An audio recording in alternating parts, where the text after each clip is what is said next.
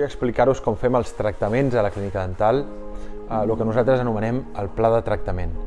I l'objectiu és sempre el mateix, és posar el pacient al centre de la presa de decisions i, per tant, fer que el tractament sigui fàcil, el més fàcil possible, evitar tècniques complexes, evitar complicacions, evitar dolor i morbilitat postoperatòria i fer un tractament molt adequat, reduint número de visites, reduint temps de tractament, fer una cosa molt fàcil per aconseguir el millor resultat. Sempre, com dic, la presa de decisions tenint al centre el pacient i, per tant, el cost-benefici sigui el més beneficiós. No volem comprometre la seva vida diària, volem que pugui fer-se un tractament,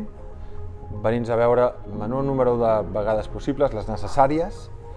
i que sigui un tractament exitós per ell, però molt simple.